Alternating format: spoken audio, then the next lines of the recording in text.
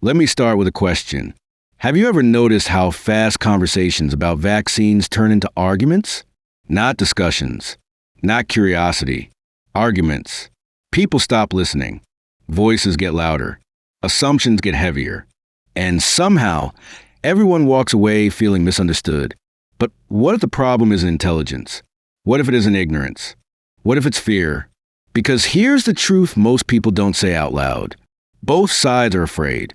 They're just afraid of different things. Let's slow this down for a moment. Imagine a parent who vaccinates their child. Why do they do it? Not because they hate freedom. Not because they blindly trust systems. Not because they don't think for themselves. They vaccinate because they're scared. They're scared of diseases they've seen or heard about. Measles that can cause blindness. Infections that can lead to deafness. Illnesses that can permanently damage a child's body.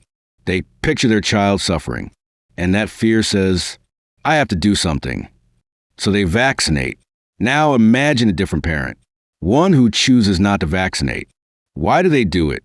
Not because they don't care, not because they're reckless, not because they want their child to get sick. They're scared too. They've seen stories of children who had severe reactions.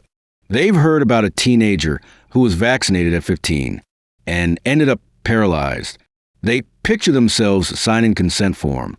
They imagine the guilt, the question that would haunt them forever. What if I cause this? So they don't vaccinate. Same emotion, different direction. Fear doesn't always look like panic. Sometimes fear looks like research. Sometimes it looks like conviction. Sometimes it looks like judgment. Let me ask you something honest. When you hear someone disagree with you on vaccines, what story do you tell yourself about them? Do you assume they're stupid? Do you assume they're irresponsible? Do you assume they're dangerous? What if that story's wrong?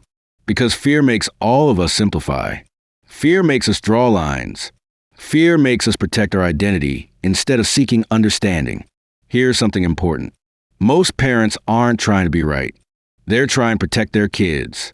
Protection just takes different shapes. One parent fears a disease.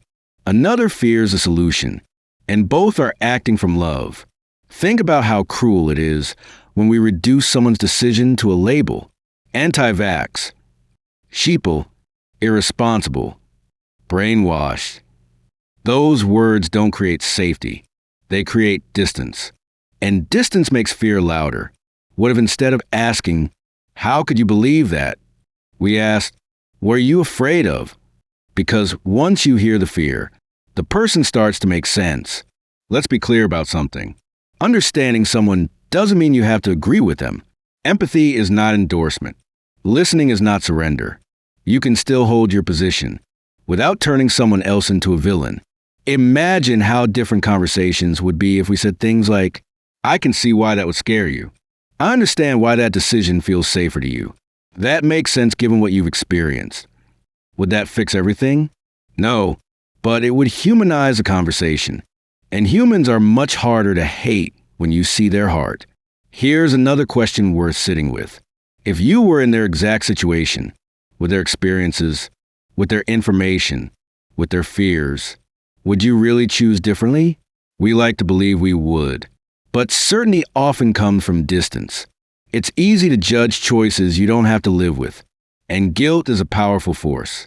The parent who vaccinated and watched their child suffer carries a weight most people never see. The parent who didn't vaccinate and watches their child get sick carries a different weight. Both are heavy. Both are painful. So what do we do with this? We soften. We stop assuming bad intentions. We stop turning fear into moral failure. We stop acting like kindness means weakness. Kindness means maturity. Kindness means saying, we're all doing the best we can with what we know and what we've lived. That doesn't mean there aren't real risks. It doesn't mean there aren't real consequences. It means we don't weaponize them against each other, because fear multiplied by shame never leads to wisdom. Let me ask you one last question before we wrap this up. What kind of world do you want your kids to grow up in? One where people scream past each other? Or one where people pause and try to understand? You don't have to change your stance today. You don't have to convince anyone. But maybe you can choose to be kind. if this video helped you see the other side with a little more compassion. Like and follow this channel for more honest conversations about life, fear, and understanding. And comment below, what topic should we talk about next that people are afraid to discuss?